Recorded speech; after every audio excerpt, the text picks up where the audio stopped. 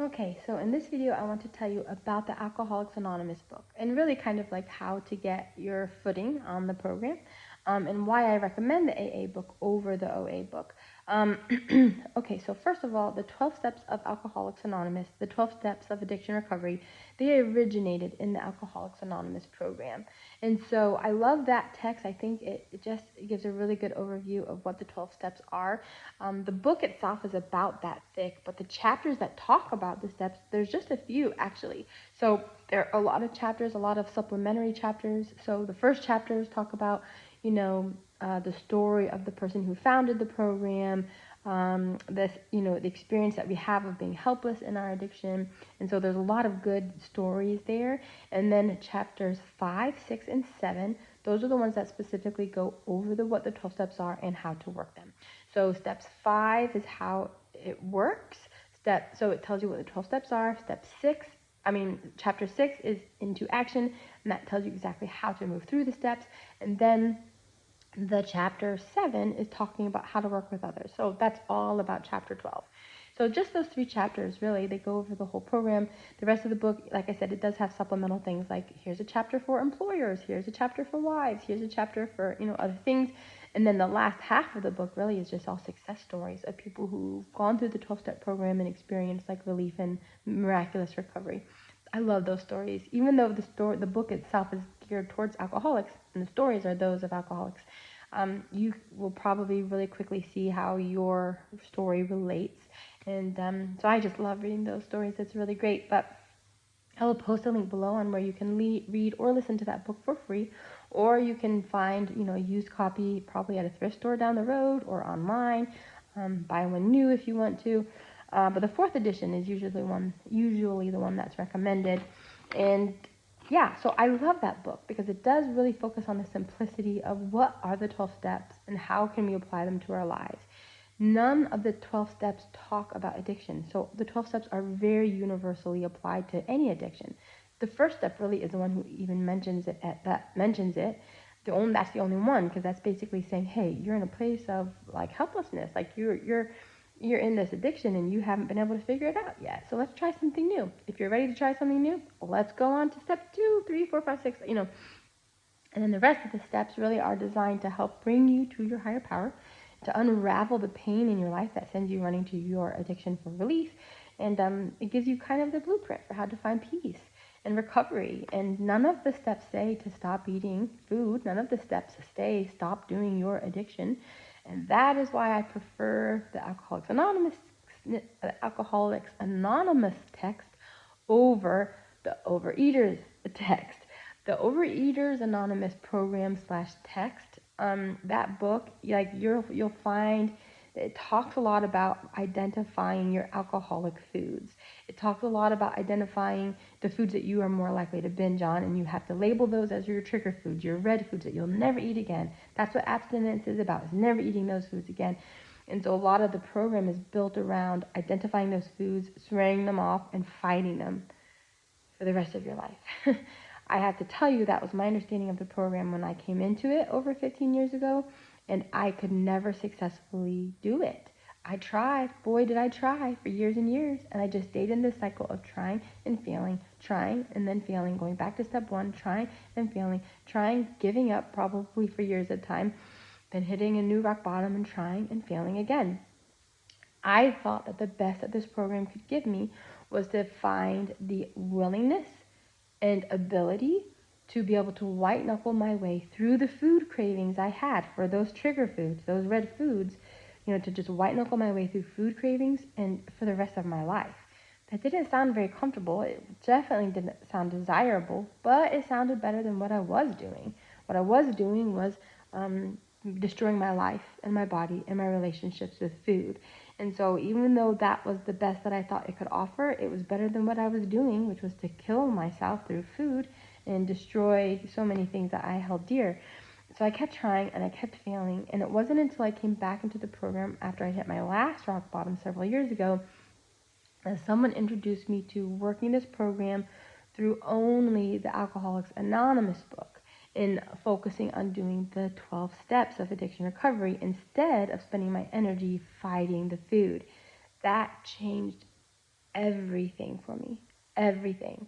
One of the reasons that Alcoholics Anonymous does talk about trigger foods and alcoholic foods and stuff like that, this is something that I believe came from the Alcoholics Anonymous program that should not have come into Overeaters Anonymous.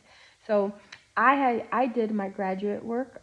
Actually, I spent a year and a half getting my master's, doing a lot of research in this space of of obesity and what happens and how it's happening, not biologically, but like socially and emotionally and all of these things. And so I found a lot of research that suggests that we don't have addictions to ingredients. Like for me, I thought it was sugar for years because that was what I would binge on for decades, obviously. Sugar, oh, it was so good. But we don't have an addiction. We don't have an addiction to specific ingredients. We have an addiction to overeating, actually. And there's a lot of research that shows that it's not specific ingredients. Even though we can see a correlation between like high fat, high sugar, high sodium foods that are ones that we are most likely to reach for and binge on. But here's the thing, the Overeaters Anonymous text, and even in the Alcoholics Anonymous text. So in AA, there's a chapter called Doctor's Opinion.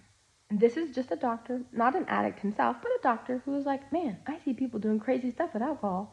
Someone who woke up in a ditch last week, a week from now, can go sit in a bar and think they can have one drink and they'll be okay. Clearly they can't. It's insanity. What is going on? What could be possibly making this happen? Well, his best guess was that they must have some kind of allergy. They must have some kind of allergy to alcohol that the rest of us don't have, that they take that first sip and there's some biological thing happens that makes them crazy and they can't control themselves. They must have an allergy. This is not backed by science. That is a doctor's opinion, his very best guess to explain what the heck was happening. So that has now also made its way into Overeaters Anonymous. And so they're saying, what are your alcoholic foods? What are your foods that you have this allergy to? Well, that was the doctor's opinion. First of all, I don't entirely support or agree with that. And second of all, alcohol and food are not the same thing. Now, maybe we can make a case for how sugar breaks down the same way alcohol does in our body and all of that stuff. But I'm just saying that in my experience, I believe for decades that I did have trigger foods. I have experienced that. I have one cookie and now I'm in a feeding frenzy and I can't stop. I've had that experience.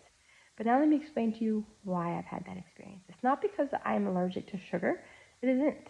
It's because I don't have trigger foods. I have trigger feelings.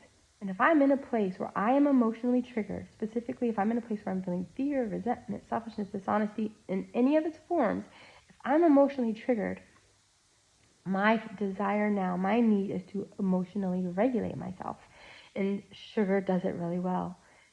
It's like those binge foods that we find that we reach for. Those are things that do help us emotionally regulate ourselves pretty fast. They change our emotional state really fast. There's a fallout later, so it's not really great for us, but it works really fast. And I'll do another video about this to explain more about what I'm talking about. But when we're in that place, like, yeah, we do kind of go into a frenzy, but it's not because of the sugar itself. It's because immediately we're in this place where it's changing our state and we have that dopamine hit and we're trying to change our state. I saw this in real time once when I was doing an extended nutritional cleanse. I was not eating any processed sugar, any processed foods of any kind, and I got into that place where I needed to change my emotional state, and I binged on spinach. That was very different than my experiences binging on ice cream and donuts. And so, yeah, that really speaks to me, though. This idea that, like, it's not ingredients. It is food. It's eating. It's overeating that we are addicted to. And that's what we're being drawn to and pulled into. And if you want some of that research, I'll post a link, actually, to an article below, that one of my favorite ones that I like to kind of reference in my research. So I prefer the Alcoholics Anonymous text because I think it's a pure text. I think the Overeaters Anonymous program has, unfortunately, pulled components into their program that should not be there. I think that the idea of having a food plan and requiring people to target foods that they're never going to eat again is a big mistake. I think it makes it too high of a barrier to entry. to get into the program and to find success. And so I will tell you more about my experience, or actually you'll see in the link below, you can see the link to my addiction recovery journey that talks about this and how I was in that continual cycle of doing this over and over again, trying and failing until I figured out, a different way to do it. So yeah, there's a link for that in the bottom, but that will navigate you away, just so you know, that will navigate you away from this playlist of these particular videos I have prepared for you. So you might want to maybe just bookmark this to come back to it, so you can come back to where you'll find all of these questions that I'm trying to answer for you. So I hope that's helpful. Again, I do have a link below where you can find the AA text, so you can listen to it or read it for free online. All right, thanks.